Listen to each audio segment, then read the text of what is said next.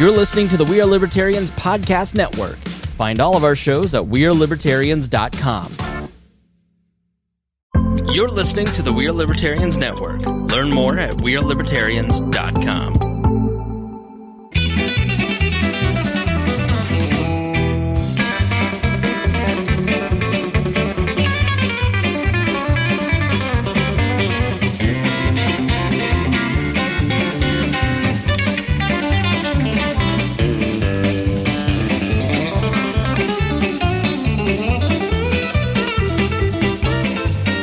Welcome to Boss Hog of Liberty. This is episode number 381 of East Central's favorite podcast.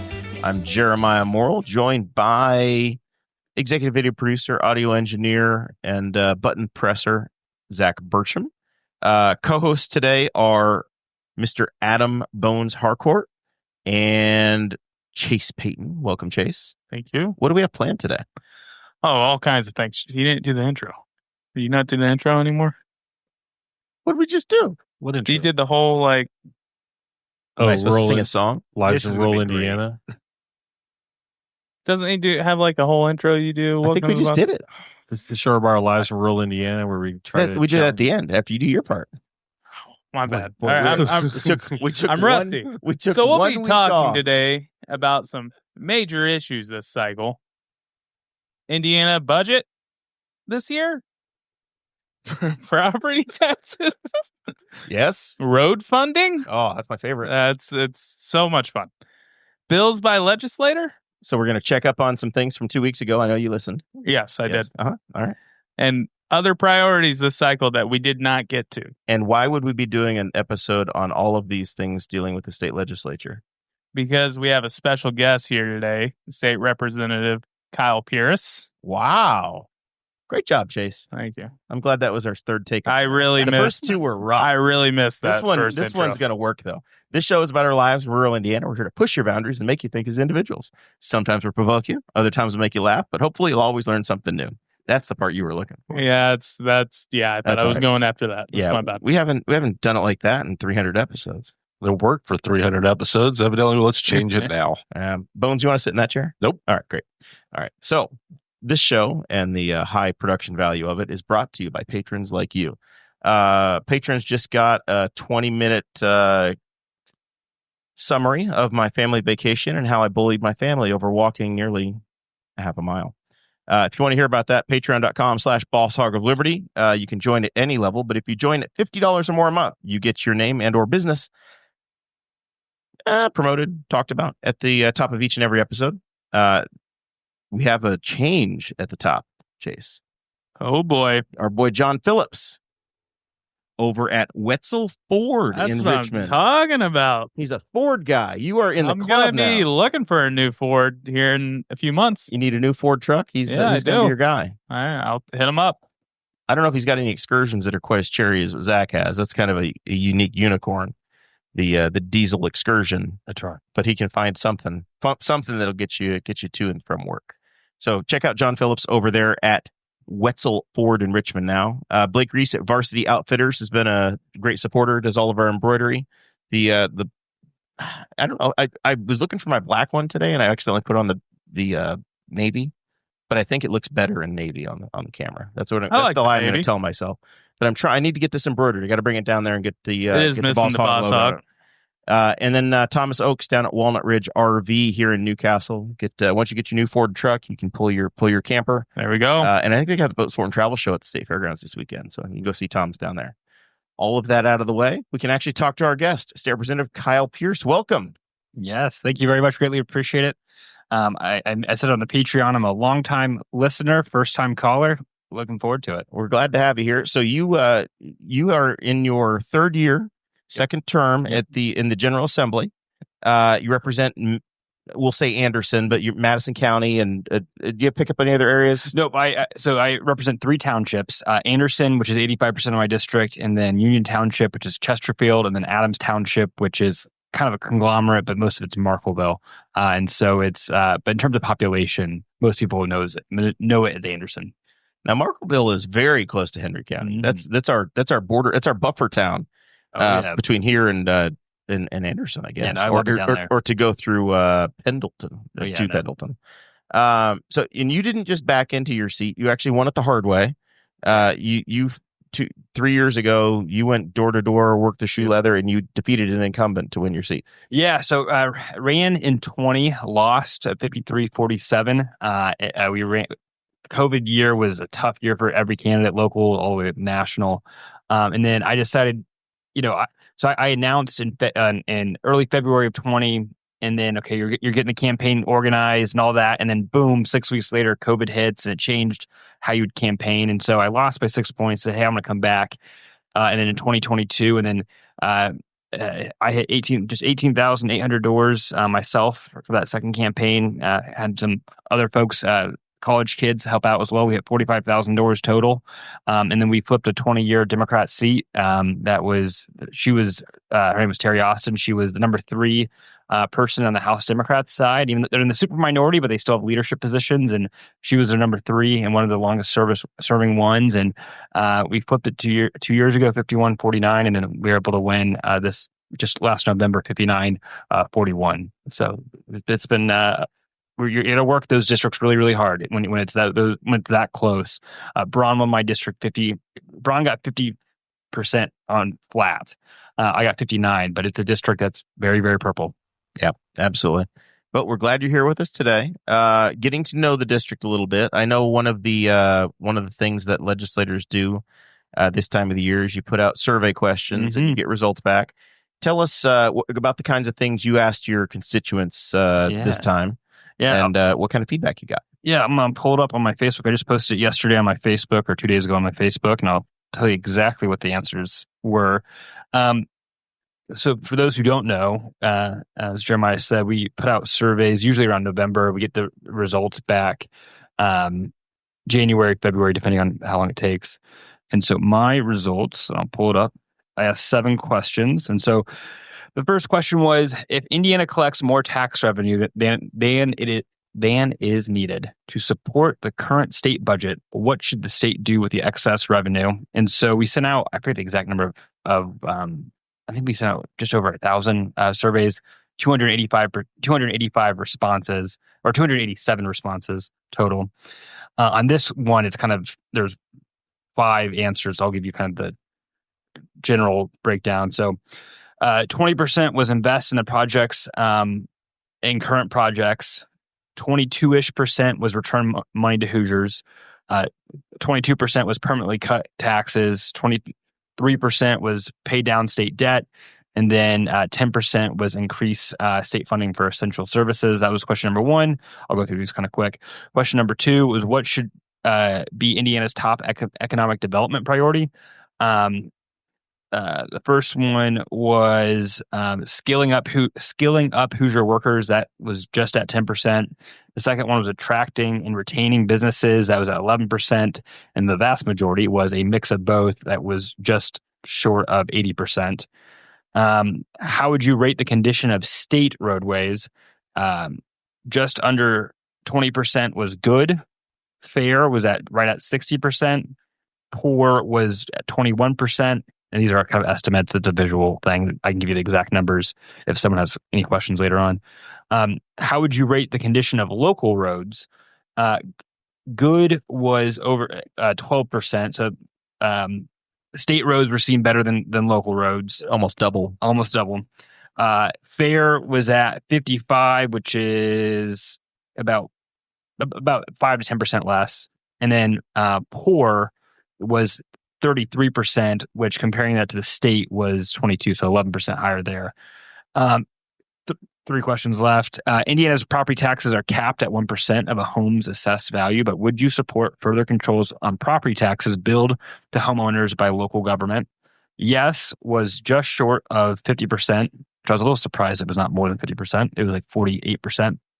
No was around 24 to 25%, and then undecided was around 29%. I was a little surprised on that one. I expected that to be. I thought that would be a 75%. Stop taxing my property. Exactly. Number 6, would you support requiring candidates to declare party affiliation for school board elections? Yes was just short of 60%. I think it was at 59%. No about 34%, and then undecided was arrests around 8%. And then the last question, I only had 6 questions. I thought I had 7. Those were the 6 questions. You didn't poll on cannabis like Representative Criswell did. I didn't past years. In past years, I try not to repeat them too much because then at some point it's like you get the same answer over and over. You get it over and over again, or you get you get kind of a range. And so I try to like maybe so this is only my third year. I could see myself maybe coming back to a question 2 or 3 years later, but if you ask the same question over and over again, at some point, I also don't want people to feel like I didn't hear you. Right. I didn't hear you. It's like, well, no, you told me what you thought. And I've been very public with my position. I think we should have medical and recreational. I still want to hear my constituents' voice on that, but that's one where I've asked it, I think at least once, if not twice. And so, yeah. Very good. You guys have any thoughts or feedback on that one? As just the polling issues that came through? I'd vote for you. I appreciate it. Well, I like this Chase guy a lot. Oh, Chase is quite the adventure. 2 beers in, if not more. He was going to sip I've been trying to legalize marijuana for like 3 years now. I think we just got to do it. And I will. It's almost a age thing. There's older. I don't know. J.D. Prescott looked pretty young when he was here 2 weeks ago. Well, now I will say this: there's always exceptions to every rule. I'll be very clear. There's exceptions to every rule, but generally speaking, there's exceptions. It's an age thing and a general thing. There's Democrats who are older who are opposed to it. There's Democrats who are younger who are supportive of it. Yes, there are younger. There are younger Republicans that are opposed to it. There's younger Republicans that support it. But if we're talking generally once you get millennial and younger, though, you see a much more tolerant view. Even coming from the Republican Party, right? Is it's not necessarily just the libertarians and the lefties that are saying, yeah, go with this. It's generational. Yeah, and especially we look at medical. Like if you tell me, okay, hey, and I think if we could go back in time, if I could say, hey, I want to have, I don't think now. I also believe, the government should tell you the least amount of things to do. But like, should I think you should smoke THC? Probably not. It's not. Smoking in general is not good for you. But if you say, hey, here's this gummy, or here's this opioid pill, one of these two, if you take over 5 days in a row, the likelihood that you're going to get addicted almost doubles every 10 to 15 days. I forget the exact stats, but it's around that. I'm going to tell you now, it's not the gummy. Yep. And so I think if we could go back in time in the 90s, we would have said, you know what, let's maybe look at this thing.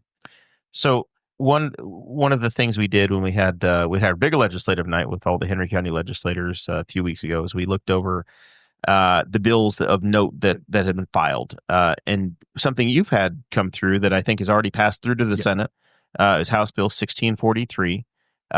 And it deals with campaign finance. As a guy that ran a campaign for governor and has had, 2 or 3 failed campaigns for local office and state representative, I've gotten to know the campaign forms really, really, really well. Mm-hmm. What is changing, or what are the anticipated changes in the way we're doing campaign finance? Because I know it hasn't really changed much in the last 15 years that I've been around. Yeah. So, so it's also obviously passed the Senate, and then there's a budget component to it. So it would have to pass the Senate, and then it would have to be included. Some funding would have to be included in the budget. But for those who are not familiar with campaign finance, which is understandably probably almost everyone, is so if you have a federal candidate, U.S. Senate, U.S. House, President, you can go online right now, fec.gov, and you can see who's donated to who and what they've spent their money on. It's transparency. Sunlight is good disinfectant, right? To see how people are receiving campaign donations and how they're spending it. If you go to the state level, state rep, state senator, your statewide candidates, like governor, lieutenant governor, attorney general, whatever, same thing. You can see the same exact stuff. Anything over $100. Anything over $100. When you go to the local level, you can get that, but you have to either physically go down to your county courthouse or knock on wood, you can email them. Usually you have to pay for that information. It's $1 a page in Henry County. And it is not nefarious. It's outdated. We've not had a campaign finance bill. I think, don't quote me on this, I think it's been at least 15 years, 20 years, and not even looking at campaign finance website. And so the bill does a couple of things. One of those things it has a statewide online system for county elections. And so in terms of what is being put on that system, if you ran at the state level, or no difference. For candidates that have only done local, there will be an online component of it. It would be starting in the 2027 election. So for your cities and town, cities, your municipals, they would be in that election, and then 2028 would be the first year for your county offices and things like that. And the idea is this: you have more transparency. Ideally, it's actually the way the system is in the bill. It is paid for by the state. There are some counties, Marion, Allen, Hamilton, and I'm probably missing a few, that actually pay for their own current system. So for those counties, they're actually going to be saving money. And frankly, once the system gets up and running, knock on wood, it'd be actually less work for the county clerks. There's always exceptions. There's always the candidate that makes life hard for folks. Don't get me wrong, but that's one part of the bill. Other parts of the bill, because we don't talk about campaign finance laws a lot, we update some things about, like, when you have your yard sign, or let's say it says Jeremiah Moore for county council. If you didn't have the word "for" in there and it just said your name and county council, under an old interpretation of the law, you could actually be a campaign finance violation for suggesting that you are currently in that position. Correct. And so there was a Indiana commission. I believe we had a judge's race that got really nasty over this year. We did. I was going to say we've had the signage rules brought up in the last this last cycle. And so that's actually great context to this then. And so what we've done in this bill, if passed, is saying we're going to get out of that. As long as if you're saying re-elect and you're not the county councilor or the judge, no. But if you can have your name candidate, because when I ran for state rep the first time, I had a couple people say, "Hey, don't have "for," because they're driving past your yard sign. Every letter you add is just more blur. Just put your name in the position." If I had listened to that, someone could have dinged me. You'd get a violation. Yeah, so that's one. And then the other thing is, so Indiana Election Commission has a thing called advisory opinions. They've had it for 27 years. From 97 to 2000, they were used somewhat commonly to give what is kind of word from on high, what Indiana law is. They got away from it because we gave them other tools. And I say this is way before my time. But in the last 5 years, it's only been used 4 times. One of those 4 was actually this whole thing we just talked about, the signage. The other 3 were about just kind of other things. What we just said is you can't do advisory opinions. If you want to know what the law is, go to the General Assembly, because there's concern that you go to the commission and kind of confuse what is law and what is not. So that's the bill in a nutshell. That was kind of long, but that is the bill. Very good. You got anything, Chase? I know that was a lot. Clears up the sign issue. You ready? I would have never known that. If I was ever running for council or something, I would have just put Chase Peyton council. I'm trying to remember, I'll be honest, the stuff that came up with the judge's race was super petty, because I think it was he might even refer to himself as a judge, but this was a judge running for a different judge's seat. City judge running for a county judge. Yeah, and the opposition turned him into I think it was to the bar or the state judges association or whatever. And so he had to go and add little stickers to 500 signs or something. It was a lot. But you're just you look back and you're it was a minutia. It was exactly what you were kind of saying. It was the same thing happens all the time, where somebody will print hundreds of signs and then forget to put their paid for sticker on it, or we'll have people that will hand paint signs and they're in violation, and then you've got there's as long as they're not blatantly misleading, they're obviously saying re-elect so and so and they haven't been elected yet. Then I mean, just coming from a normal person, it seems a little petty. I mean, if I see a sign like that, I think, oh, they're running for that position, Yeah. And I think what it is the people, I don't know the history of it. I guarantee you what probably happened was someone used it nefariously of saying they were re-electing, and they're we got to put a law in that says you can't do that. And it's well, yes, but what about the yard sign? Not maybe, because on a TV, on a TV ad or something, it's easier, you have them for 30 seconds or however long it is to explain, yes, I'm not the candidate. But on a yard sign, it's are we really going to sit there and say, well, we have to note it? As long as I'm a big believer, you have to have the paid for by, but besides that, your name, your position, go ahead. Yeah, we even used to have we had a sheriff who had termed out. I was going to say, after 4 years, you can do it again, but then he would run for sheriff again. And he would run the re-elect. And I was going to say they were, but they're not holding the office. Yeah, I thought the exact situation, because we have people. I think every small town might have people that kind of move in and out of offices, and so you can have somebody put re-elect because they've been elected this position 3 times, but it's been over the last 30 years, and it's just it feels like HOA-ish, kind of like somebody's just like running around looking. They're like, let's just create as many rules as possible so we can have as many violations as possible and be petty about it. But if you just make it simple and just common sense. Yeah. I will say that if you're putting re-elect and you're not currently office, bill, you're still open yourself up. Now, again, someone has to go and charge it. And that's the thing. That's what former producer Chris Guthrie State was. I was going to say the same thing. He would go down and complain just for the Chris. I am sure there would be someone out there. There always is. So, all right. So let's talk about the higher level issues. That's the kind of work that Representative Pierce has been working on.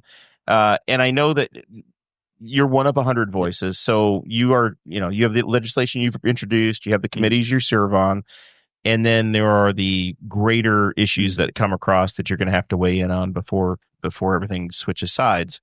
And one of those is the Indiana budget. This is a budget year, so we're deciding how much money and Chase's money and Adam's money we're going to steal and send to pay for Zach and his job. Barely showing up. No, state worker over there. No, that's not where my paycheck comes from. So, how does that cycle work? How much influence does it? Somebody that's not on the Ways and Means Committee, how much influence do you have on the process, and where are we and where are we going? Yep. So we are coming up on the House. So I'll go give the timeline and I'll tell you where we are. So the way it works, and it's different when you have a new governor, which we have this year, is so starting about 6 or 8 months ago in the middle of summer, the agencies will start coming up and saying, hey, this is what we're going to ask for, but also ask for on different things. And they'll start having hearings over the summer or have discussions with members of the Ways and Means, and there's a budget committee, and kind of keep the budget committee in tabs of what's going on. Once we have the election in November, it starts to ramp up. And so the governor the way it works is every 2 years just like in the U.S. House, the budget has to start in the Statehouse and then goes to the Senate. And so House Bill 1001, which is our first bill, and the Senate side, they start at 1, we start at 1001.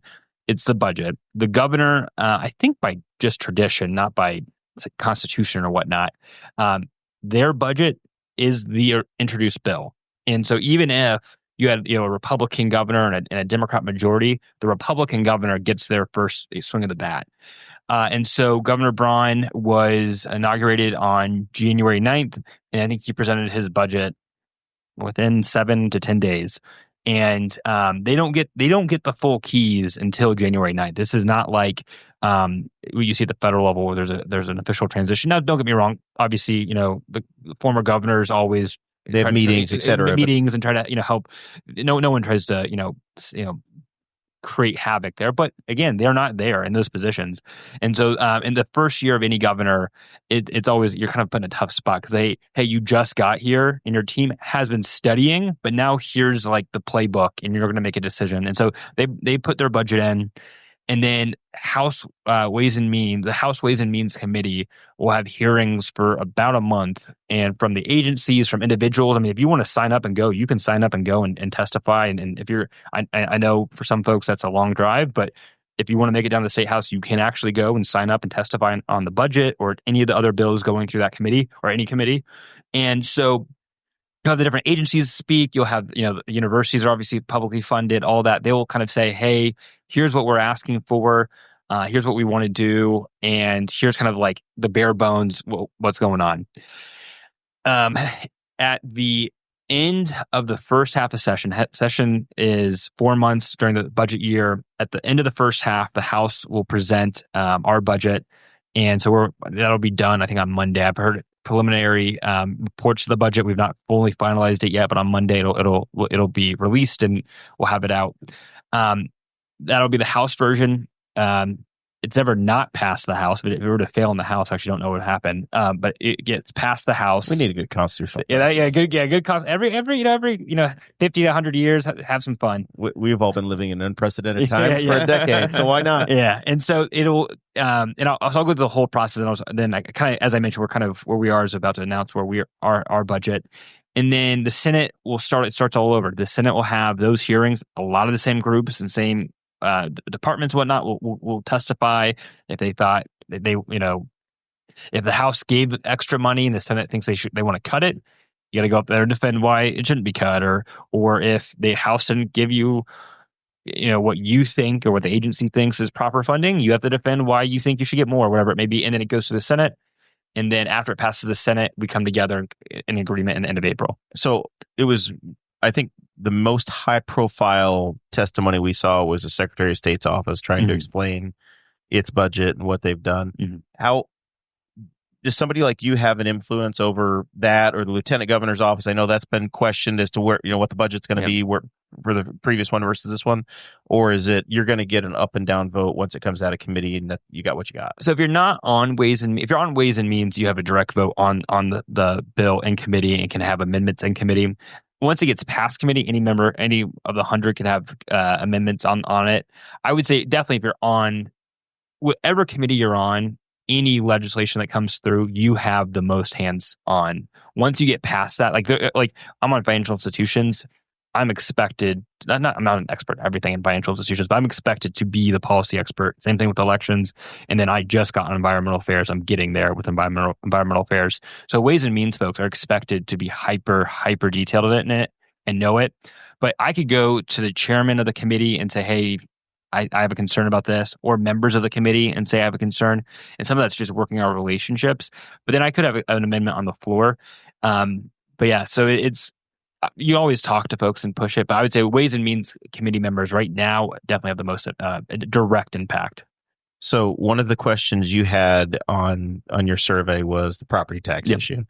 And that's been, item 1A on the governor's hit list as he got elected, and it sounds like half the folks, or just under half the folks, are concerned about it in your district. As this has been coming, we have a lot of friends in local government and that are very concerned and vocal, saying, "Hey, you're gonna ruin our schools, you're gonna ruin police, fire, whatever." And it's been made clear to me that there's a difference between Hamilton County and Carmel or Plainfield versus Anderson, Newcastle, Henry County, Madison County, and how you manage when you're doing these wholesale changes. You may not have the fluff in your district's budget that they do on the north side or the west side of Indianapolis. How is that conversation going in the Statehouse? Yeah, so it started in the Senate. So we started the House started with the budget. The Senate starting with property tax. It's SB 1, which is the number one bill on the Senate side. There were some changes this week. I haven't had a chance to read all of them yet, but it's the governor's number one agenda. Budget's always there, so it doesn't really count. It's his number one agenda. I support his plan. There are definitely concerns, and I understand the concerns about potential, especially short-term cuts or impact. I will say there are avenues that when you get the budget, when you get the fiscal impact of that, some of it's, you could look at referendum locally, you could look at local income tax changes. So there are ways to alleviate it a little bit. But at the same point, you bring up a great point. Like in Anderson, where I live, I think the budget's increased by 1%, or it's under inflation. I think 1%, but under inflation for sure the last 8 years. Versus you look at some other places like in Carmel and Noblesville, massive capital improvement projects. Yeah, you're talking about massive projects, and then that's a very different world where it's, hey, we have to cut those projects versus the first cuts we're cutting staff. That's a very different world. That being said, I still, you have to get 51 votes in the House, you got to get 26 votes in the Senate, so one member can't push, they don't get everything they want. I'd like to see us move forward with his vision and work with the counties and the local units of, okay, how can you use your local tools to alleviate it? But also, are there ways, and this is kind of more pie in the sky discussion, are there ways in these 2 to 3 years where you'd really feel it, that the state can help potentially with the state budget and potentially kind of back end? So when we get to 2027, 2028, when things will kind of even out, we are early in this discussion, and it's going to be a fierce one. We keep hearing, and maybe it's calmed down a little bit as the economy's cooled a little bit, but Indiana's sitting on billions of dollars in reserves, and it's to the point where we've triggered automatic tax income tax refunds. Is some of that the kind of thing you can look at as, hey, you've got money coming in, not necessarily just from property taxes, but obviously property taxes, the state says, well, those all go to the locals no matter what, right? Yeah. So property taxes go 100% to the locals. I think our budget's going to be. Some people use the word vanilla, and some people the words tight, because the governor's asked for 5% cuts among every single agency. I don't necessarily disagree with that. There's some agencies like you get like DCS, which like Child Services. That's a little bit different conversation, because you can't just say, hey, we're going to decide this kid doesn't go to foster home. You don't want to get rid of 40 caseworkers that are looking right. over. Like it's a little, there's different agencies, different, components. But, I think we are looking, I don't want to get ahead of anyone or anything like that. And I don't want to suggest anything that's not in the budget, but I think all of those options are open. Now we did have $6 billion in this was before I got elected. In 21 and 22, there was $6 billion in the reserve. Now, some of that, to give a little bit of context, federal money came in through, what was it called? The American Rescue Plan, whatever. Federal money came in. A lot of states said, hey, we're going to use that in our budget and have new programs. Indiana said, no, we're not going to do that. We're going to invest it and pay off debt. And what happened was, because we didn't expand our budget, again, this is before my time, so I shouldn't say we, when they didn't expand our programs, what happened was that federal money's coming, if you liked it or not. And so that artificially boosted that would have been a $2 billion reserve to a $6 billion reserve, and that's where those automatic cuts.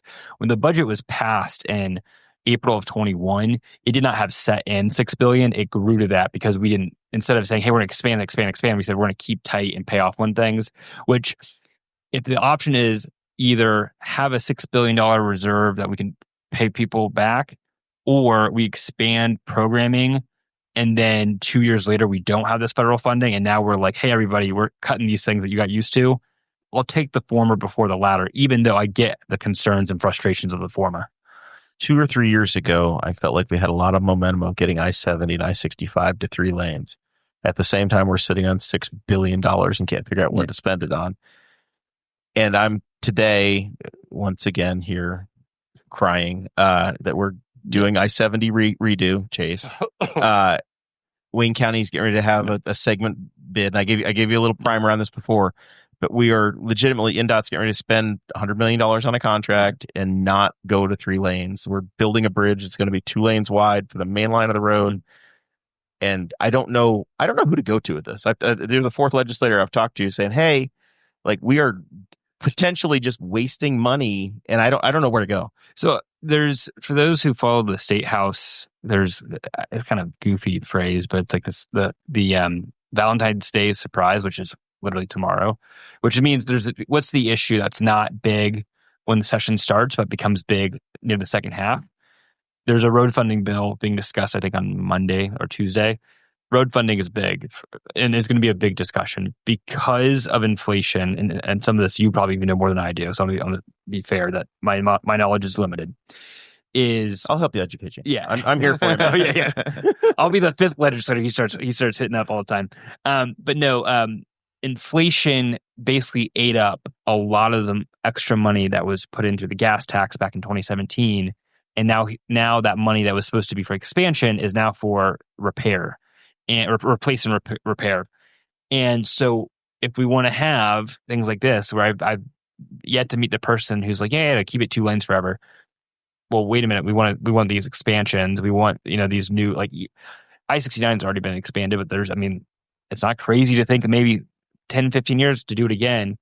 We want to have these large projects. Well, the money we have now is just on repair. And so we have to figure out if we want to have these 3 lanes, how do you find the money? Do you do cuts, or do you do expansion of revenue? And it's tough. And there's a tolling component that was authorized 8 years ago or whatever it was.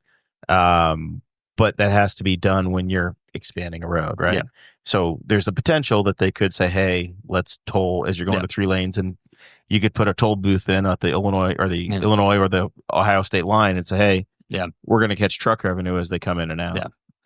Yeah, but that appetite is not necessarily. I don't feel an excitement from people on that one. I'm not excited for it. That's one of those issues where maybe we have a lot of locals screaming and I should say screaming, Johnny, but who are really pushing it. Maybe, but I struggle with that concept right now. I'm not saying it would never happen, but if we're concerned, it's hard to have the discussion about property taxes and that financial impact, and then look at tolling. It's a complex issue. It's one of those where no one likes it, and I think that's where it's tough. And but at the end of the day, as we talked about in the Patreon, which we also join the Patreon, so you get more context for these conversations.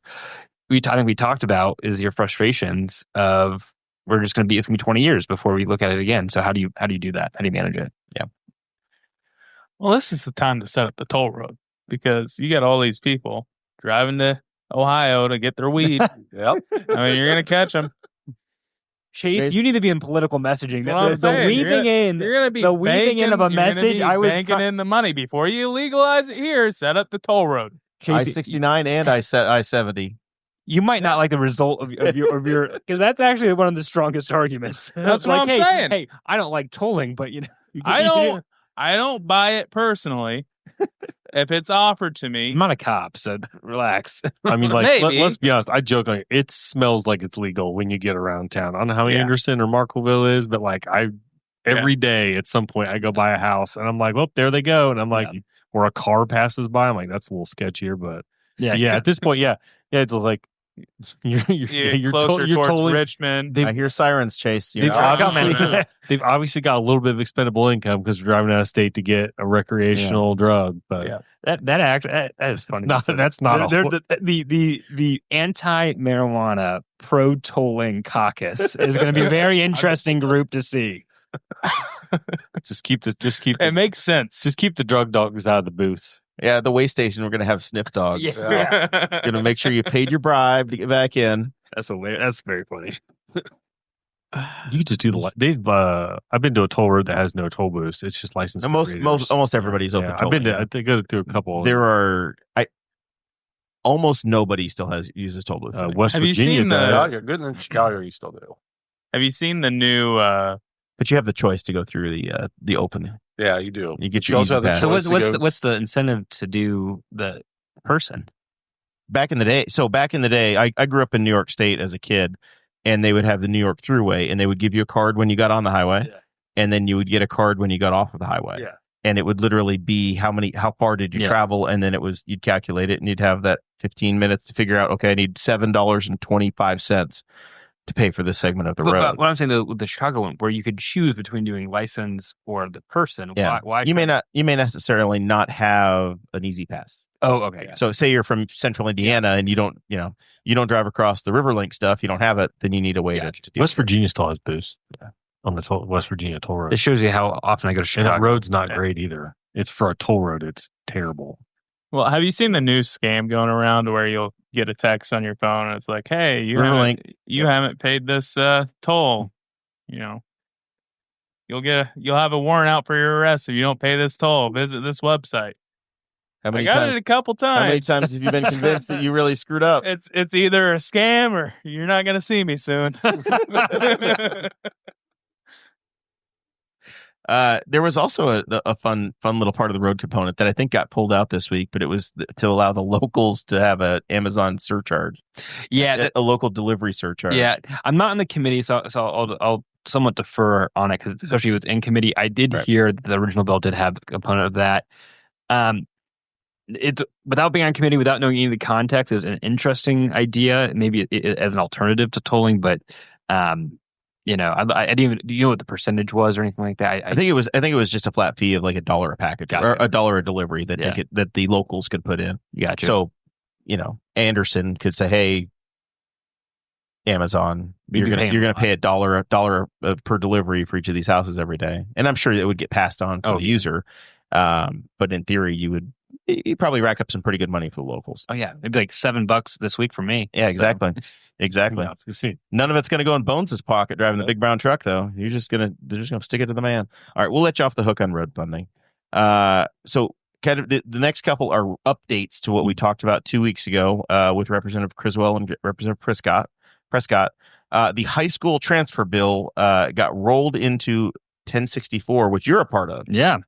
So this is actually a two-part bill. And the first part I actually had last year. So I'll start with the part that's new to the show, which is a cash option at high school. When I authored the bill last year, it was high school events. Criswell had the bill this year, and it was high school events. And then he added, rightly so, all extracurricular. So if it's a play or athletic event or whatever it may be. And then he rolled in the education committee, the 1492. And so where it passed the House actually yesterday, I think 66 to 27, give or take a couple votes there. And it says, it used to explicitly say you could not transfer for athletic reasons. And it now is saying you can. I think they're still working out. I think you can do one time, no problem. I don't know if it's currently in the bill or if they're still working on it, maybe in the Senate, of limiting it to one time for free, if you will, before any other delays. And then there are some stipulations where, depending on what time of year you do it, but the concept is kind of like just like in the college, one time free pass, and that's kind of the idea. And so it's going to be interesting to see. I think the reality is we know kids already do it, so let's put it out in the open. I think being transparent is better than not being. So that part I understand. I kind of raised an eyebrow at Representative Criswell 2 weeks ago when he was talking about the cash side, because it feels like almost everywhere we've gone in the current world post-COVID was we went to this, the digital currency end. And now we're going to put in law, hey, we're going to buy, you have to have somebody who can take your $5 for your basketball ticket. And I hear that. And I'm also the guy that had a Bitcoin bill that I authored and the one that I'm co-author on. Frankly, it came from a constituent of mine. And a lot of the concern is you have older folks, and this is a government entity. So we're not regulating non-government entities. So this is government. Cathedral can do what they want. Yeah. Well, maybe not. It's IHSA, so they probably can't. But yeah, and I will say IHSAA already in their tournaments required it, and so what was happening was, and then 90% of schools already had it. I think Chris probably already mentioned these stats.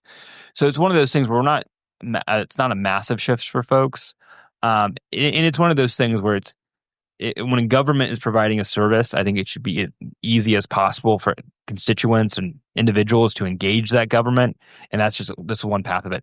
I wouldn't be shocked in 20 years from now when the middle-aged folks or older folks, and they're commonly just using their card, where we say we don't even need that anymore. But right now we're at an age where there still is a population that doesn't bring their card, that brings $20 in cash or whatnot. Adam, how much cash you got on you right now? There's a 20. Hey, he's got money. Nice. I'm shocked. I have zero. So I was going to say I'm shocked. zero. If I have cash on me, I do $28. I know for some of the sports events that I've gone to, there are some that you don't not even take a card. You have to buy your ticket online ahead of time, and there's no option to pay at the venue either. And for anybody, I'm like, okay, I don't get to see what that looks like because I roll it, but like. I'm like, this has to be like a nightmare. If your 75-year-old grandma is showing up, she doesn't have a smartphone. Like, how is she supposed to buy her tickets online for this event? And so I do wonder, especially if it's a walk-up event like a basketball game where you can walk in and there's a ticket taker, then that ticket taker can take your money and let you into it. If it's 75-year-old grandma, you'd think somebody would have the humanity to be like, just come in. Just let it. Yeah. You hope. Also, should she be driving herself at 79 years old? Chase, you started so strong. I supported about everything you said until now. I've got a 74-year-old mother, and I want not Chase. I mean, my grandma's 72, and it's getting a little dicey. I want Chase to She's not quite taking the keys away, and I love her. But 3 or 4 years from now, I could see it. Chase was on a roll for quite a while. Oh, no. He was on a roll for a while. Now I need to disavow everything he says. Oh. But the exact thing what you were talking about is what started this. I had a guy, and this is a pitch for reach out to your legislators, because I had a guy who was very upset. He reached out, and I said, hey, let's put a bill in. And then this is kind of irony of life. So it was last session, didn't get a hearing. And part of it, the way it was written wasn't perfect. And so I told the guy, hey, we're going to bring it back, and Corey Criswell was going to have it. And that was in May. And so I followed up with him on email. I never met the guy, just talked to him. I think I talked to him on the phone once, and the rest of it was email. I talked to him in October, just, hey, FYI, we're getting this bill back. And I'm not upset. Fast forward to 3 weeks ago, he emails me, thanks for forgetting about me. Don't appreciate it. Well, unbeknownst to him, the next day it was in committee. So I waited. just emailed back, well, just passed committee, and then emailed him yesterday on the floor, just passed. And again, I understood his frustration, and I understood not everyone knows the process, and unfortunately it does take time, and we're only in for 4 months out of the year. But it was just like this serendipitous moment of like, he emails the night before it's in committee. It's like perfect. It's on the way to becoming law, man. You're good. Yeah, but I can't wait till you fix my little tax problem here in a year or two. I do feel. well, I've talked to the chairman about that. We're going to follow up on it. I do feel for people though that like a lot of big venues. I know Indianapolis Motor Speedway's one have gone completely cashless, and I do like. It does seem like it's a thing where like if you have cash, you should be able to spend it, and it's just a convenience issue. Like they just don't want to deal with it. Most of those venues now of that size will have a machine where they'll literally let you load cash into a card to make. I think people are scared about. Okay, what happens if I get done and I still have $5 on this card and I don't? Like, what do I? Can I go cash it back out and get my cash back out of it?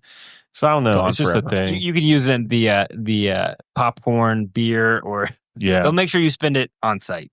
Yeah, I'm actually like of the age. I walk into a basketball game and I'm like, oh, they take cards. I'm shocked, like because I don't go to that many games. I'm like, oh, this is convenient. If I could get, if you just like, especially if it's $5. Like I went to the bank to get $5. I grew up at the county fair. It makes me angry when I go somewhere and I've pulled cash out, expecting to use it, and then there's nowhere that takes cash. Well, House Bill 1064 is your dream, man. Thank you. So I prefer to take card. I prefer to use card. But you've got the effort of getting. But cash, if I've right? gone through the effort to get the cash out, expecting to use it, I have leftover cash that I meant to put in the bank from our cruise, and I've been paying cash all week for things, and it's felt very weird. $5 at the pharmacy and $30 at the chiropractor or whatever. I'm like, I have cash today. It's weird. It's pretty good to pay with cash, though, doesn't it? I don't like I lose the traceability for myself. Yeah. When I pay cash, it's like, well, it's just vaporized. Who the hell knows what it was spent appropriately, but I can't go back and find out what I spent on what later. So that's personally why I use a card as my own internal accounting, because left brain takes over.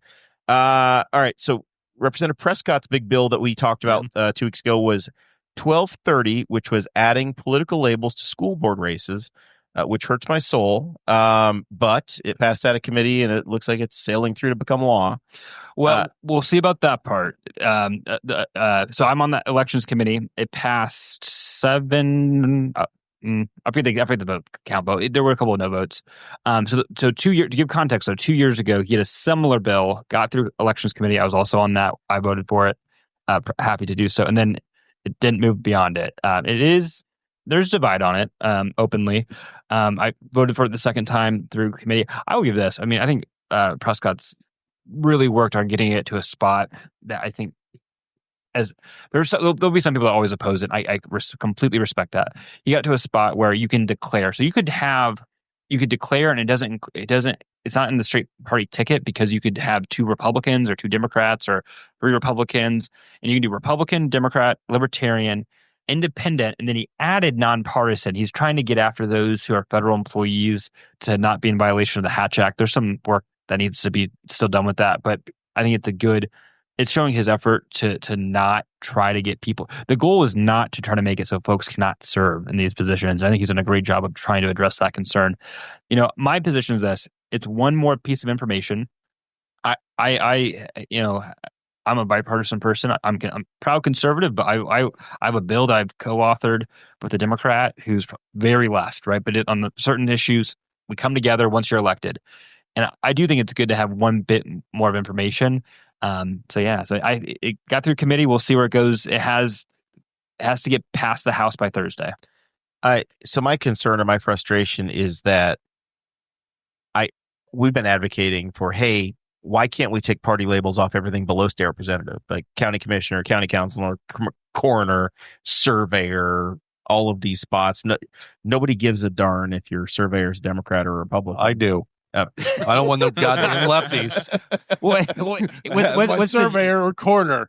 What's the old coroner joke where it's like, I'm a Republican, I cut conservatively. I'm a Democrat, I cut liberally. That the old coroner joke, right?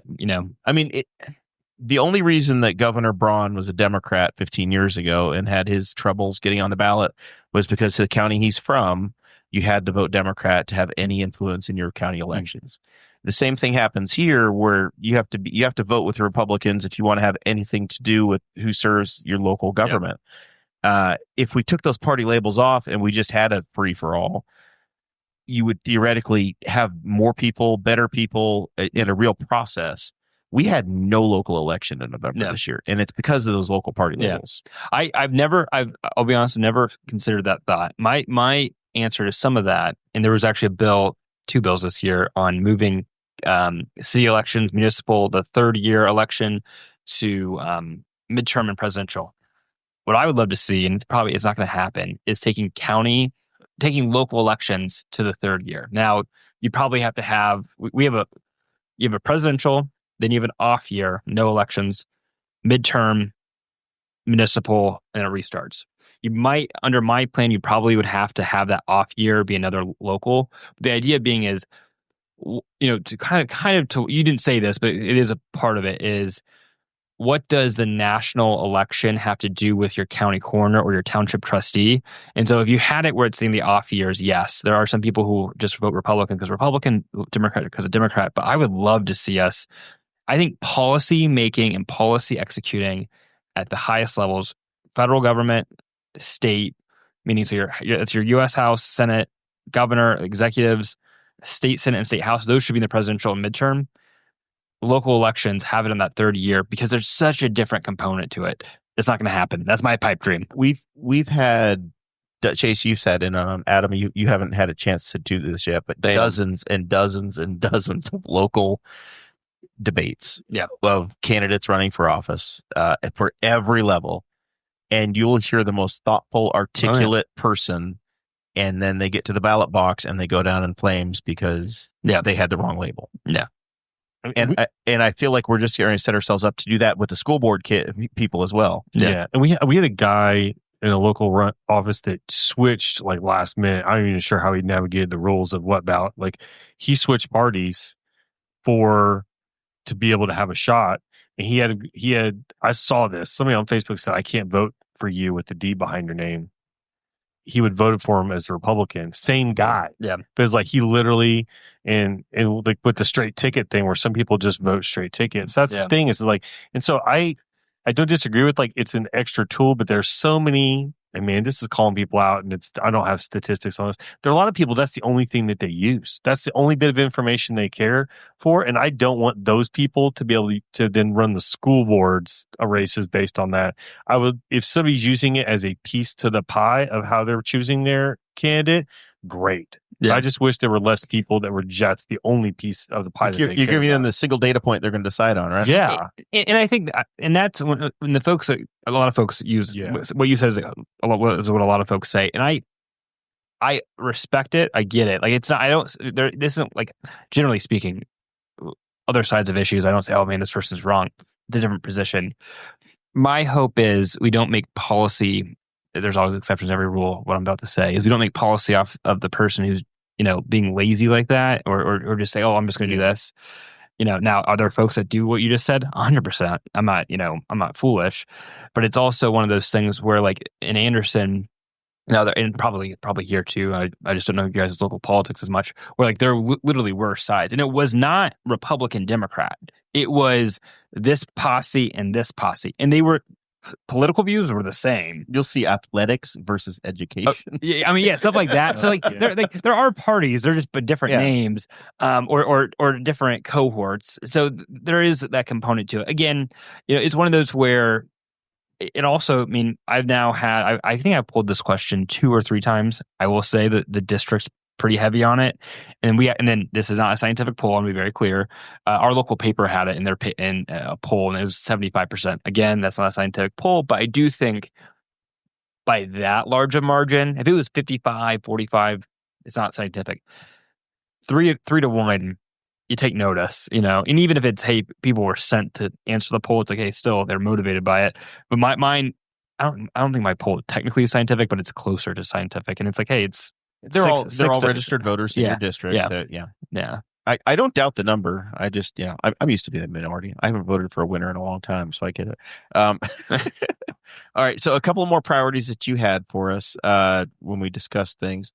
House Bill 1523 is dealing with local government investments. So is this allowing the treasurer to invest money differently at the county level? Yep. Yeah. So it deals. So let's start the conversation with what it doesn't include. It does not talk about cities and towns at all. This cities and towns, and this goes back to 1997, are not included in this conversation at all. They're not part of this code. But really, the ones you're talking about are your school boards, schools, libraries, and counties are kind of the big three in this discussion right now. And there's an exception to every exception, right?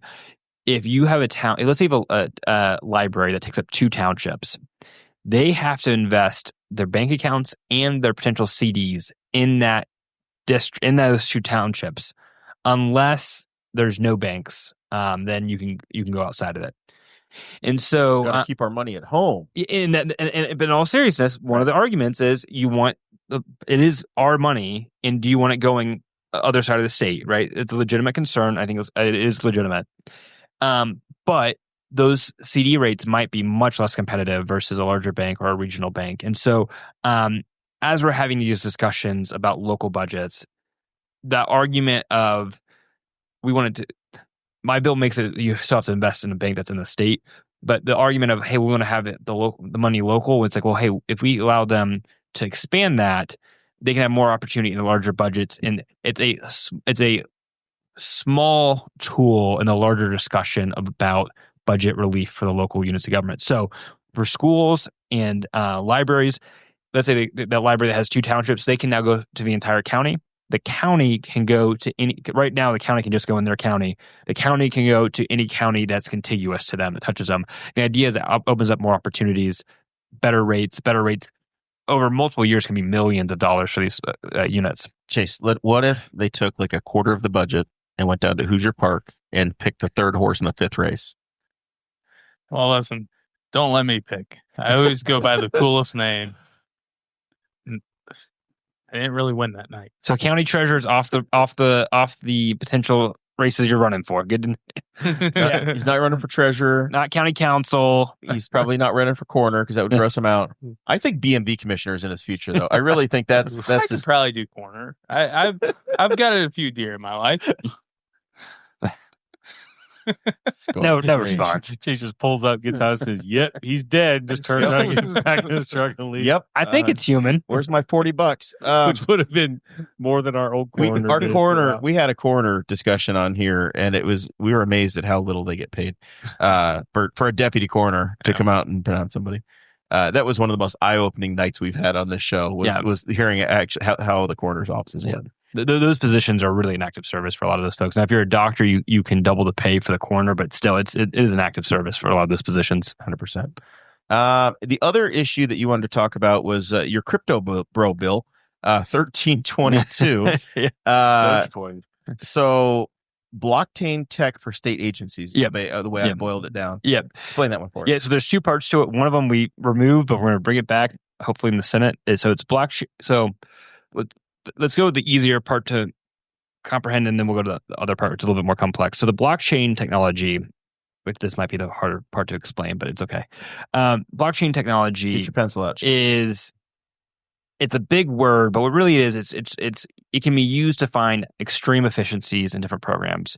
And the idea is, in this bill, the Department of Administration would be able to make a request to look into blockchain processes for government agencies. Again, we're not talking about DCS, which you need to have hyper hands-on, things like that, where we can find efficiencies to, not to steal a federal discussion of the Doge stuff, in that realm of how can we be more efficient about our contracts, timing of things, finding different processes that can be redundant, because government does not self-update. Like a company says, hey, how do we increase profit? How do we increase customer base? You don't see that in government. So using the blockchain technology can help us find ways to be more efficient, to provide better services for Hoosiers, and hopefully save some money as well in the long run. So that's the first part of the bill. The second part of the bill is allowing the state to invest money into Bitcoin trading markets.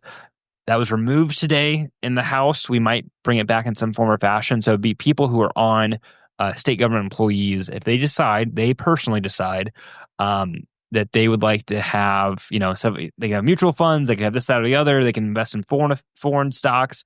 One of the options could be they could invest in Bitcoin markets. And so the idea is basically it's another option for state employees if they decide to do it. Again, you control how you invest on that program. It's called IMPERS.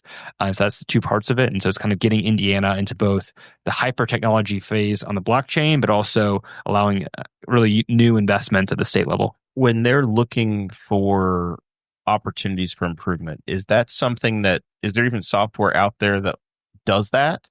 Or is that like something you're putting in place so that if something gets developed, it can be taken advantage of? There are softwares. I couldn't speak to all different kinds, but there are like there's things called smart contracts where you can kind of track contracts being done. So let's say you had a lot of subcontractors and you wanted to check, okay, instead of having,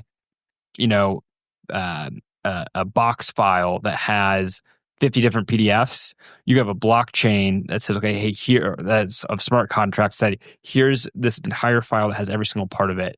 And once you add your part of the contract, it is all added onto that. And so it's faster and smoother for the people doing the back-end finances. Again, is it changing the world? No, but it's the idea of trying to find that more efficiency without creating havoc, but also being able to say, hey, how do we use new technology to get things smoother for us? All right. It's beyond my understanding, but I understand that we're efforting. I'm the world's oldest millennial. Yeah. I have no idea. I was like this. No. I kind of got it. It's Chase. I appreciate it, but the idea is like, and I think the federal conversation has gotten really politicized because I think it should be a bipartisan and every political view of like, hey, we want government, even if you think, hey, we should spend more and more and more. Don't you want it to be efficient in what it's doing? Because then you could spend more on services and not like inefficiencies. And it's the same exact thing. And so that's where it's like, hey, you want to talk about ways to potentially get more property tax cuts or different kind of cuts, if we can make things more efficient. Now, this bill is just for state level, but still the idea of like long term, we can find these efficiencies. And the idea is not to outsource things for this, that, or the other. It's the idea of like, hey, this is where the world's going. You can be more efficient. And so the idea is that this is a tool for them, not a replacement or anything like that. So Chase, Adam, Bones, Zach, like 4 years ago, we had Representative Tom Saunders on the show, and we discussed some stuff. And the next thing we know, Tom didn't tell us he was doing it, but he just introduced a bill to deal with the things we were griping about. Are there any laws that you need to get changed in Indiana while you've got a legislator here that might have an interest in fixing it? What are your priorities, Chase? What do you want to get fixed? And just so you know, 50% of my bills, I think 50% of my bills have been constituent bills. So you got a shot. I said I wanted weed. Well, we're there on that. Get rid of, I mentioned this earlier on the Patreon, get rid of the speeding cameras. That'd help me out personally. Yeah. Those just came along. Have you been ticketed by them? No. I'm smart, Jared. I slow down just enough to get past it, and then I speed up. I mean, it's not like they sneak up on you. And I realize it's for safety, but I guess my issue is it's in one small area. And when you know about it, because you drive that route every day, you know it's coming, you slow down. Yep. A lot of people who don't know it's coming, they're going full speed ahead. They don't care about the construction sign because Indiana's 90% construction on the highways. So they're used to driving, 80 in the construction zone. They don't see the car coming. They see it last second, and they just slam on their brakes. Have you been on the other side of the barrier, though, where the cars are going 85 by you, and you're going, please don't wreck and hit me? Yeah, 100%. Yeah. Yeah, because I don't want a ticket. I drive that road every day. I mean, I can only afford, a couple of those suckers, First one's free. Wow. I hear you. So it's a multi-year plan. So the reason I voted I voted to have the pilot because it had been a discussion for multiple years, and it was what ifisms. I will say this: if it's coming to a full vote to have it fully implemented, I've seen enough where I have some real concerns. So we probably shouldn't do this. I know there are some people who were upset that I voted for it, and I said sometimes when you do these pilot programs, it takes it out from conceptual to end. And one of the things that you brought up was the traffic impact up the road that wasn't discussed during the whole process. And I don't even think that was intentional of like the author or the people supporting the bill, because there's things you don't think about, and it's like that. Like if you get a crash based off that, who do you sue? It's not only like, okay, so you're slowing down traffic. Okay, you got people that are going to be late for work. Well, now they're just speeding up the entire way the rest of their drive. You know, I don't. No, I think it's very valid. I will say that from somebody that sits in a lot of the road construction industry meetings, my biggest gripe is that construction zones need to be smaller, and then when that you would, have the that would construction probably zones, be a have the helpful sign, thing. have the signage up I'm when all it's, for when it's safety. valid, so that when it's there, you actually respect it. Yes. But so when the signs are up for 40 miles and it says 55 miles an hour and there's nothing going on, nobody feels the reason to slow down. That was my rant the last episode, and they kind of looked at me like, "Are you serious?" But like, if I'll say it again, the construction zone on the east side of Indianapolis to Greenfield, their first stretch of it is brand new, 3 lanes wide. There's nothing going on. It's 55 miles an hour, and if you're going east, then all of a sudden, suddenly, it goes from 3 lanes to 2 lanes. And when they did have work, that's where they had the trucks. Yeah. That was the first place. So everybody's coming to a screaming halt. They've been ignoring a 55 mile an hour sign now for about 5 minutes or so, because there was no visual cue for them to slow down. And now they're screeching to a halt in the middle of a construction zone. And instead, and Jeremiah tells me that it's literally we're waiting for grass to grow or some benign, insignificant thing that has nothing to do with done road the real conditions. striping yet. Yeah. And well, we got to put the good stripes on in the spring. There's all kinds of things happening. I'll tell you what, that is a weird thing too that I've just noticed. There's a section of that, and it's at the other end. It's not in the new section, where it seems like in the last couple of weeks, part of the dotted lines have disappeared. So there's a section where it's like almost 3 lanes wide with no lines, and it's only 2 lanes. And people are you tell people just kind of panic and just kind of hold station, because if people aren't familiar with the construction zone, there's like 2 lanes, and then there's like a weird left shoulder. The barriers got moved over. So it's actually super wide. There's actually, to be perfectly honest, with walls and nobody working, there's no reason to slow down there. It's wider than a normal road. There's no human beings that are doing any work. They haven't been there in weeks. So why are we doing 55? But then you have this thing where they do have the lines, people are getting moved around by where the seams in the pavement are. And then you have a section where there's just the dotted line just disappears for like a quarter or half a mile. And you wouldn't believe how much follow the car in front of you. People kind of like lose their mind a little bit, because they're used to the visual cues of where am I supposed to be in this roadway. Can you tell the roads are the pain point on this show? Oh, I've noticed. We both drive pretty far every day. Yeah. We take the highways. I'm about to day. be forced to drive it 40% or 60% more too in a couple months. Poor things. Listen, Drive to Indianapolis every day. if you can get me weed, if you fix some of the roads, I'll knock on the doors for you. Listen, I knocked on the doors for Jeremiah, and he didn't pass any laws. I accomplished absolutely nothing for you. Here's the problem, Chase. I'm a little worried that.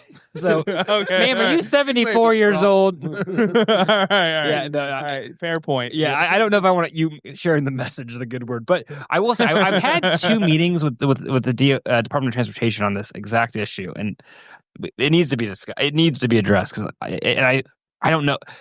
It's one of those things where, well, hey, it's the local guys are making the decisions, and it's like maybe we need to have a discussion about that. One discussion, and Jeremiah alluded to it, and I brought up last week too, is there was a couple years ago where I-70 was a construction zone from approximately, and I'm not exaggerating, Post Road to Ohio. Yeah. Oh yeah.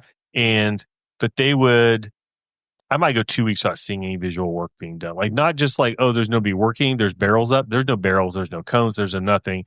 And then they would pop up and they do their favorite thing where it's probably the newest pavement there. They're going to cut a hole in it and replace it because something broke.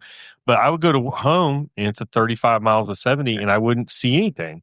And then the next week, there'd be, okay, there's 100 yards of work, but they just left it as 155 mile an hour. And I think human beings on an interstate where there's nothing within whatever it is, 100 feet of the road, visually are not going to go 55 miles an hour because this road is built to go 70. Yeah, it desensitizes you to where, you're driving fast, but, construction zone, you're supposed to drive safe. But when it's all over the place, you get desensitized to it. You go 55 and you feel like you're going to get run over. It's like the boy who cried wolf, is that they're telling you, slow down, but there's nothing going on. Yeah. So then when something actually happens, people panic. And then last week, there was a wreck in the construction zone. I got stopped, like parked for 15 minutes, and I got turned loose. And we got turned loose. Everybody was just going 70. But 500. But talking about the 3-lane situation, I did not get clear of semis until I got on State Road 3. And I got because we only have 2 lanes. And I got stopped at Montgomery. I swear to God, if we had 3 lanes each direction and we ticketed anybody with a trailer in the left lane, and it was, all of our problems would go away. I would like get into one of those left-hand bends. You can kind of scout what's going on, and you're like, there's semis just staggered in both lanes. I literally did not get to just drive without traffic in front of me till I was on State Road 3. So I went all the way from Mount Comfort, which is I don't know what exit that is, 30 miles to 123. Yeah, the whole time. Adam, anything we can fix for you? Yeah. Or is the state perfect? No, the state's far from perfect. The roads need to be fixed. Yeah. Because I swear to God, you drive a UPS truck, So you feel drive the big brown truck. every little bump. Yeah. Because those things have zero suspension. Yeah. You should Metal drive on FedEx. metal. I hear they got the better trucks. Well, and this obviously predates Representative Pierce, but like there was obviously a time when we just like neglected them. There was a stretch of 70 a couple years ago that was on the traffic report, and it wasn't because of a wreck or anything. It was just so bad. Yeah. And it was during the Pence administration. And at a certain point, they kind of came through. And I joke because you hit the pavement and it's not the greatest. It's kind of like Lightning McQueen's first paved job in Radiator Springs and cars. It's like, well, they did something. Did they fix it? I don't know if they fixed it, but they put pavement down or whatever. So, in all the bridges that have been replaced, I don't know, like, I hope I live long enough to see all the because at one point they're going to be like, look at they're replacing all these bridges. I'm like, they replaced those back in the day, and I remember. Sir, I've been in this industry for 20-some years, and I've done the same bridge twice now. A couple of times. I know, but the number of bridges on 70 that got replaced was kind of staggering. Like Lisbon got replaced, Fortville Pike got replaced, so there was a bunch of bridges. So yeah, I'm glad we're getting caught up. Yeah. I've got one. Okay. Here we go. Here we go. There we go. Okay. If you could bring Publix to Indiana, listen, you might not want me to go to the doors, but I will be going to the doors because I really like their chicken tender subs. Government doesn't really do that per se. Well, I'm just trying to talk to people in power here, Jer. Yeah. That's why I became friends with you, and then it went south. So the one that we always hear is Buc-ee's is the one that we hear a lot. Publix has really good. But again, a state rep is not. I don't get. I'll do my best. I don't know. You guys got a lot of development over there in Boone County on I-65. I've learned more of what you do. District, I'm just thinking maybe you know a guy or a woman who can make it happen. I don't know. I think what's ripe for a Buc-ee's is somewhere between Indianapolis and Lafayette on 65 because there's exits. I'm just amazed. I'm like, this interstate's been here like as long as I've been alive, and there's still exits where there's just nothing there, or there's kind of a half. Sir, have you driven I-69 from Evansville to Indianapolis? Yeah, I mean it gets scary. Good luck finding fuel. It gets scary. You're past Bloomington. That's a new road. 65 between like Indianapolis and Chicago has been there for as long as they've been alive, and they're still like, because I don't like to drive the interstate to find a tow camper because they're not in great shape. So I'll pop out like through Sheridan or whatever, and I get to an exit, and there's an exit that all that's there is like a silo and a BP station, and that is it. So funny because I was delivering in rural Boone County Monday. Gravel roads more than I've ever seen. Like we're 20 miles outside the city here. And we're gravel roads. 25 miles outside Indiana. They got to keep. Hey, I live in Rush County. We're an hour outside the city, and we have 3 gravel roads. Sir, you have wooden bridges. Yeah, you have 5 covered bridges. They're historical now. Shut up, bitch. The thing just because you can't replace them for your job doesn't mean they're not bad. But what I've learned, one county over, like I mentioned this today when we were kind of messaging, getting ready for the show. In Anderson, we don't hear about I-70 really at all. I mean, every once in a while, it's all I-69. Literally 20 minutes over, it's a whole different street. It's kind of funny. Not funny, but it just kind of shows you everything's regional. But I-69 got fixed, right? 10 years ago, we had the same pothole. I was going down to road funding day with our county commissioners, county councilmen, and our state highway commissioner. We were visiting with the legislators, and that was the day where INDOT had to send an emergency patch crew out because the same potholes were taking cars out every single day on I-69 before it got redone. That's what we're advocating for here. Yeah. But you've got 3 lanes all the way up to Delaware County now. and the truck traffic just doesn't stop, and that's why I'm talking about it. So And I hear you. So I think when's the bid due? You said this month. It's like 28th, 26th. I did not know that they were. I thought that the whole plan the entire time was 3 lanes. So they did the first Ohio segment line. that's like literally from US 35 to the Ohio line. That's 3 lanes. Like that part they're doing. And it was kind of sold as, hey, we're going 3 lanes, 3 lanes, 3 lanes.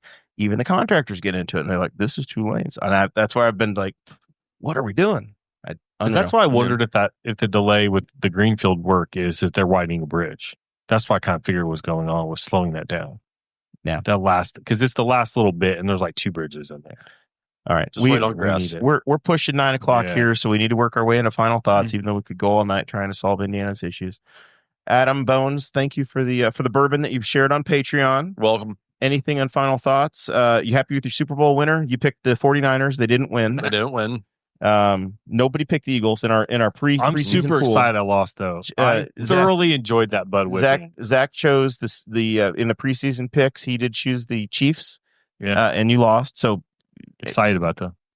Basically, yeah, we suck at this. yeah, we're not. Why nobody would picked you have 22. ever picked Yeah. the 49ers? You know what though? You look at the It's like the you wearing a Bears hat, you look okay? at the pregame I pick, would have picked and all the professionals, not one of the guys on like the pregame show picked. Yeah. Nobody picked the Eagles Yeah. to win that. And man, I enjoyed it. People were like, that was a horrible game. I don't know. I like watching the back-to-back defending champs get their butts absolutely handed to them. Like I enjoy watching a clinic get put on, and that was a clinic. Like the Mahomes, for the first time in his career, he was 30 seconds away from being scoreless through 3 quarters for the first time ever, and it was like at that point it was like over. You're like, what? And then if any listeners have seen like a video or something like that that can break down. I'm not a Kendrick Lamar fan. I do understand that halftime show is layer upon layer upon layer of imaging and meaning and things that I don't understand. If somebody sees a video on YouTube or whatever that breaks down everything from like the Serena Williams appearance to like the visual stuff, I would love to see it because, like I said, I don't get it. It wasn't for me. I had the exact same thought. The more I read it, Chase, I know this stuff. We know Serena this. Williams was Drake's ex. Yeah, all right? Kind of. He followed her around for a while. No, they Kendrick- did date. They did Okay. date. Yeah. Kendrick And then followed her around. hates Drake. Okay. No, I know there's They're a beat beefing. there. I knew there's a bunch of the A minor thing was a beat. He had the Diane. And then No, I like Kendrick. I didn't get all of it. but then she was like kind of gotten in trouble or had been criticized for crip walking potentially at Wimbledon and at the Olympics. And so that was part of that. But then, so that was that was multi-layered on that. And then I did find out for car people, the car he was standing on wasn't real, but he owns one of those cars. Cause I was like, those cars are legit. So- the car he's standing on, if those It was like are an real, 87 Regal or something, wasn't it? it was a GNX. So like there's T-types, which are the second most rare of those. Everybody knows Grand Nationals. And then what he was standing on the hood of was badged up as a GNX, which a GNX is a McLaren tuned Grand National, the bigger turbo, bigger intercooler. There's only like less than 600 of those. He owns number 191. I've learned of that. Jesus Christ. And a good one of those is worth $250,000. Wow. His album was called GNX. He had an album called that. So I He saw this. Oh, sorry. No, he says he doesn't know anything about the show and just listed off like Well, I don't even like hyper Kendrick meta Lamar, things but about the the car show. thing was immediately like, I know what that is. Yeah. And like he's staying on the hood of it. And I'm like, oh, wait a minute. And then like the entire dance crew came out of it. I'm like, okay, that's not, at least that's not a real car. Yeah. It was started as a real car. But I'm like, then I actually looked online for, was this a real GNX that they cut up? Because they obviously cut up and they're like, no, it wasn't. It was just a G body that they rebashed. So the car part, I am a car guy that focused on me, but the rest of it, I was still learning. I saw it and I thought, well, this is lost on me. I'm old. I understood that too, but I did look at it and say, visually, this is impressive. Yeah. And it's for him and for his fans, this is probably awesome. Samuel L. Jackson is the only person. Samuel I L. knew. Jackson was brilliant, though. And I like Kendrick. The halftime show was okay for me. It was cool hearing him call Drake a pedophile. I mean, well, Facebook were off for the second time in a week, because he did it during the Grammys Yeah. the week before, and he had the whole. When do you ever get to see a diss track performed at a halftime show at the Super Bowl? Like, that's crazy. See, I wish they had someone else be the lead, and then he come in for that one song, because they done them like last 10 years. They had the main lead, and then they'll have someone come in. Two or three people come in. And Yeah, it would have been cool to have someone. I don't know who it would have been.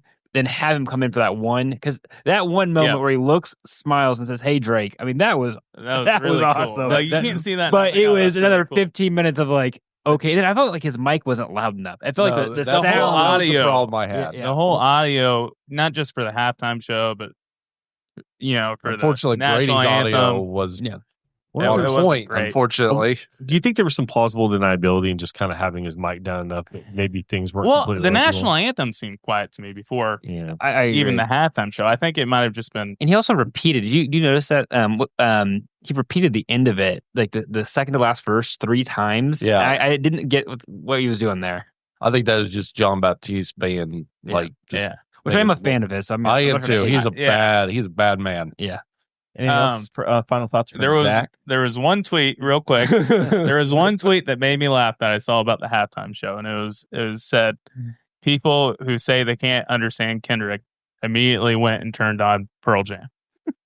Oh, look, you can bring up a bunch of songs like Tequila's got word Inagata Vida. There's a debate as to what Inagata Vida. It's like people like complain about that. Same way they complain about like Beyonce getting country album of the year. It's like we'll go back and there's all that mess has been, that kind of controversy has been happening for as long as there's been music. Like Is it Tiny Dancer or Tony Danza? Yeah, exactly. Yeah. So Nobody whatever. knows. So that was my only thing, was like if somebody finds that. Other than that, it's cold. I'm There's tired a of bad it being moon cold. on the rise, or there's a bathroom on the right. No, Yeah. So it's just like whatever. But I enjoyed the game, and the commercials were okay. Now here, am I old or is the commercials getting terrible? Yeah, the commercials are terrible. They're nowhere near as funny. Growing up, they were They were bangers. awesome. Yeah, you were always looking forward to the Bud Light commercial. Budweiser had a good one. And I'll be Budweiser's honest. was a good The one. And this E-Trade, is just baby. me. He won't want me to knock on any doors after this. I'm nervous. But I don't want to see the sappy commercials on the Super Bowl. I agree. That's not the worst thing you've said tonight. Okay. My theory. So I saw someone post on Facebook a couple years ago about this, was has to do with our phones. Because back in the day, you no phone, you're watching, right? So you're either getting food, going to the restroom, or you're watching. Well, now they know you're not watching as much. So are you really gonna? How do you say I'm gonna put 8 million on this one commercial versus I can put 8 million on digital ads? So really, this is Apple and Android's fault that the ads have gone down. I did like the Think boob about that. commercial. That was a good one. Which one? The boob, the breast cancer awareness. That one I caught missed me it. off I guard. missed That it. one did too. I was like, where are we It going? was here? really uncomfortable because I had my father and mother-in-law sitting right behind me. I was sitting at my in-laws' house too. I'm like, man, I shouldn't be watching this. It's a And, whole like, commercial just showing. I'm watching cleavage. it, but I don't want to look away and make it awkward. You don't wanna be but too then I don't excited. want to be like, oh, this is a great commercial. I'm Like, also missed this one. It was. We focused, and basically the message we focused was so much on boobs that it was looked a like breast a cancer Victoria's awareness. Secret Because commercial. on the end, you come back to Wanda Sykes, and she's Yeah. talking about, "Hey, That's we need cool. this is what we need to pay attention to." So yeah, it came back. There was one with Matt Damon and soccer player Beckham. David Oh Beckham. yeah, I like one that just was 'cause good. there was like That a one low was key funny. jab at Ben Affleck, like a friendly jab. It's like Ben Affleck famous. No, not that. Like more than that or whatever. I'm like, he just took a crack at his best friend in a Super Bowl commercial. So I thought that was entertaining. That was a good I one. think what we need though is we need an industry, and like I guess crypto's kind of out with doing that, but we need some industry that's like the bubble hasn't popped yet, and Yeah. they've got all kinds of money to burn, and then they spend it on Super Bowl commercials, and that's when we get the good stuff. I think the only once Chase gets weed on TV. the Yeah. weed ads will be great. Yeah, if you could get the Super Bowl moved to a Saturday. What- Can we get That Monday is- what after level of government do you think I work in? Listen, I'm just thinking about the future. I have big I plans think for you. that's a federal bill or a state bill. Somebody tried. There's a state. The Democrats had the state holiday after the election, after the correct. Super Bowl. I don't think it has traction, but I understand It the doesn't. sentiment. But I think I've not read it. They posted it out on Facebook and tried to get some media attention. I don't know if it was just Well, no, state no, holidays. I so- mean, government was closed, but I do think we should it should be a federal thing. I'm like, come on, guys. Like, If you drop what's it back the one- productive? when they go to 18 weeks, it'll push the Super Bowl back one more week, and then President's Day will be Monday. and it'll solve. That's the strongest argument I've heard for 18 games. Guess what? The state does not observe President's Day. Well, that then he can fix it. Yeah, that's something we can I like address how that. they do it, though. I like But that would solve it. Is that if the Super Bowl is President's Day weekend, my industry doesn't acknowledge it, and it's pretty rare that it does. Or that people do, but that would probably make it. It'd make it easier. It'd make it easier. I bet more businesses. All of a sudden, the floating holiday is like, yep, it's President's Well, Day. and I'm sure, where you guys work, like no one shows up the next day. I went to work. I'm working in the Statehouse. I was there. It was my sir. Yeah, no, I went the next day and it was like a ghost town. Chase, you just skip work all the time, or how's this work here? No, I was there. Do you want but a it job was a in ghost government, town. Chase? It wasn't that. I didn't find it that late of a game for. No, it was earlier. Because, This year. I mean, it used basically over by halftime. Yeah, but I mean, I stayed up. Listen, we have people missing interviews, days and it was for. We got a 10:30. bunch of people who called up for tomorrow. It's Valentine's Day, so it's like, I don't know.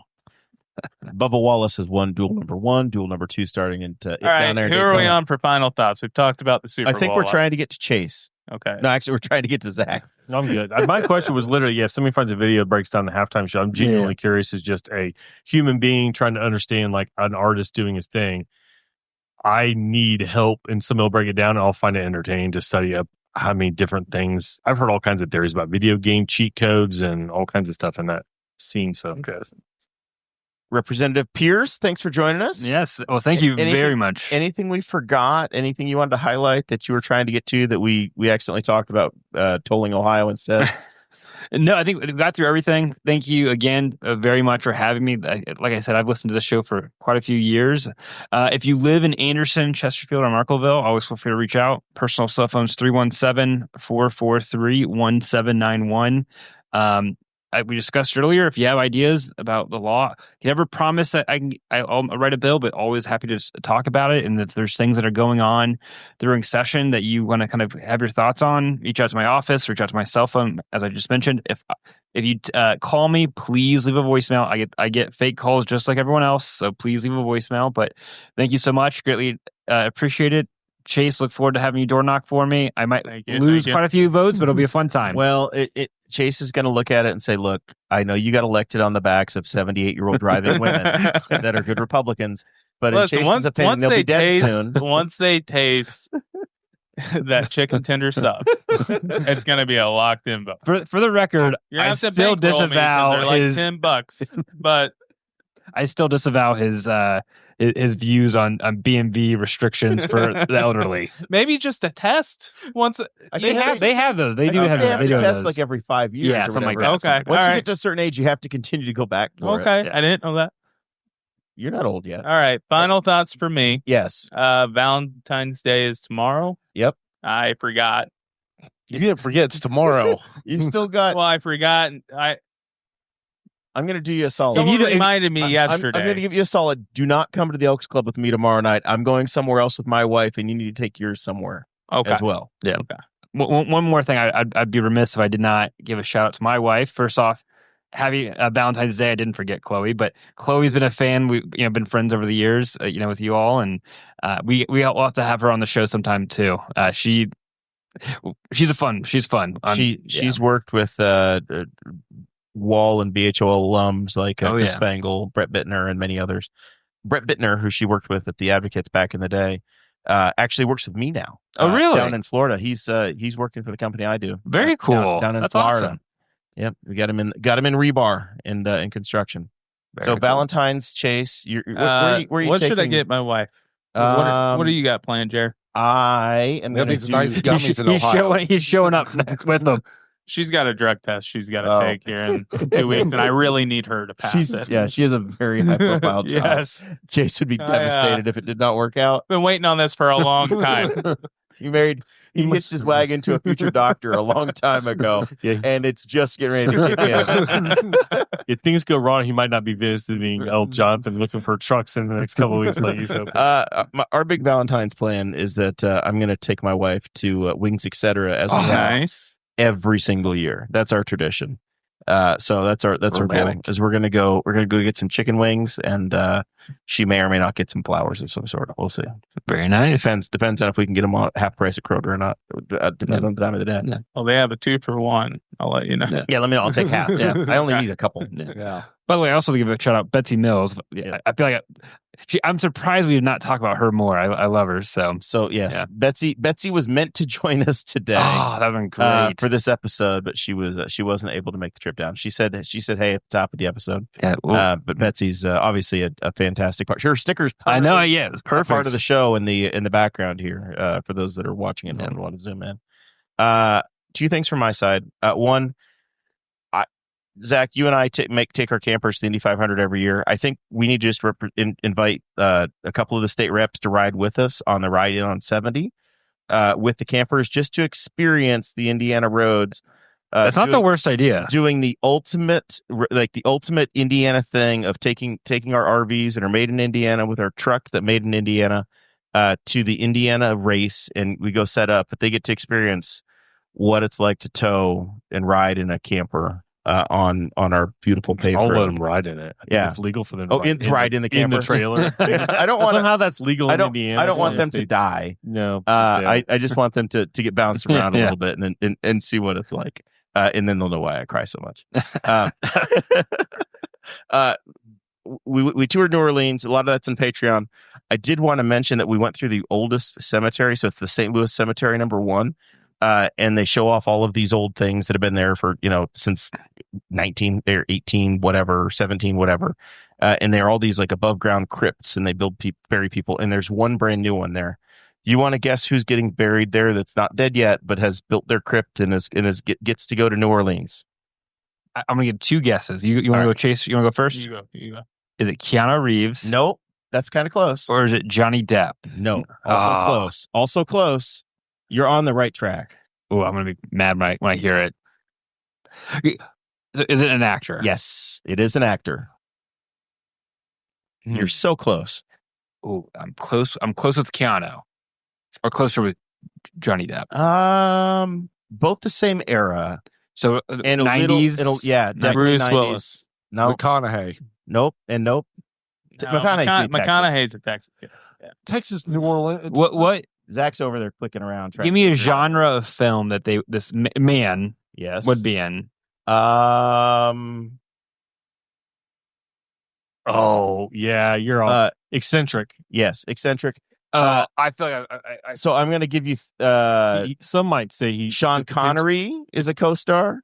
A potential national treasure. Yeah. Ooh. Oh my God. John Voight. Nicolas Cage. Yeah. Okay. He has. That He has makes built. so much Thank sense. you for the help out. He has built a temple. I knew that he's going to be buried in. It's this big tall thing I'm seeing in the picture. Yeah. It's like hilariously. It doesn't isn't like stand white. out. It's white, right? Yeah. Yeah. It's like this pyramid in the cemetery. And they said it's architecturally correct for the cemetery. It's large. So I was blown away. So if you ever go to New Orleans and you're like, I don't want to do all this other stuff, the cemetery tour, you have to do it with Nicolas people. Cage. It was something else. 9 feet tall. Yeah, it's. Did you put some holy water on you first? No, they will put they'll put a body in, and then they just let it. This is the way the tour starts. They're like, okay, they'll put them in, 2 or 3 people, and they stack them up. It's a whole family plot, whatever. And then when it's time for the next one to go in, it's a hot enclosed space, and they'll just take the bones, chop them up, throw them to the back, and put the next one in. And they're like, some of these crypts may have 7,500 people in them. Oh I'm my! like, you people are nuts. And they're like, it's just one guy. He's in his 70s. He does it with a smile on his face. He just does the processing. I'm like, this is insanity. Still active. Wow. But Nicolas Cage is going in there next. All right. He only spent $40,000. That's cheap for him. Yeah. That guy, a Republican or a Democrat? Never came up. I don't think about it. He is eccentric though. Oh, yeah. 100%. Wildly. I mean, Yeah. he married a souvenir. I love Nicolas Cage. What? He was. What's your favorite Nicolas Cage movie? I am a big National Treasure movies. I find are Those pretty are good. great because I think that they have just enough like truth weaved into them, like potentially. There's Gone in 60 Seconds. Gone in 60 Seconds is classic. fantastic, and so's I love Con Air is phenomenal. Con yeah. Air, the cast of Con Air. I just is- love his accent. Yeah, but You got a favorite? Probably National Treasure. Okay, so Chase, how old are you? 29. I'm 31, so right around the same age. I feel like besides National Treasure, I know Con Air. Besides those two, I can't name other ones. I So, know there's a Gone- lot. The Gone in Rock 60 is The The Rock's Rock. fantastic. But great one. I'd Sean probably say Connery. Which the National one was he? National He's Treasure. arms dealer. Oh, I've seen that in bits and pieces on Facebook Reels. It looks good. And then the oldest one that is a cult classic, Raising Arizona. And if you guys haven't seen that, one. it is it's about this man who steals a baby for his wife. And you think, oh, that sounds aggressive. But it's a I've heard of this, not yeah. Farrelly Brothers. Who made Oh Brother Where Art Thou? Oh, I know who you're Those talking brothers. about. Yeah. Coen brothers. Yeah. It's the very first Coen brothers movie. Yeah. So there's a ton of them out there, but it was the OG. Yeah. But it's funny. I've seen that movie you're talking about where he's a gun runner, which that was the guy who was switched out for Brittany Griner. The prisoner swap. I've seen it through Facebook Reels. It looks good, but I've not seen it. But it looks. I mean, it's top 3 Nicolas Cage. I've not seen the film. There you Con go. Air's good. He's not the best. The best actor. John Malkovich. Con Air is John Malkovich. Or Steve Buscemi. Steve Buscemi's damn good. in the movie, Buscemi too. is great, but Cyrus the Virus. I As- don't as- think I've seen a Nicolas Cage movie in 15 years. That's the thing. That's what I'm talking about. yeah. 5th grade What's the one where he's National leaving, Treasure. That's about it. He's like a weirdo in Las Vegas. Leaving Las Vegas. Yeah, leaving Las Vegas. Yeah. So anyway, they're all bangers, but his final resting place. The tour guide's like, look, New Orleans is where all the weird people come to feel normal. Everybody that moves down there was the weirdest person in their town, and they're like, I'm down here and I'm straight laced. Yeah. So anyway, that's that. Thank you so much, Well, thank you. Representative Kyle, for being with us. I don't know what we have planned next week, but we'll be here next Thursday. Yeah.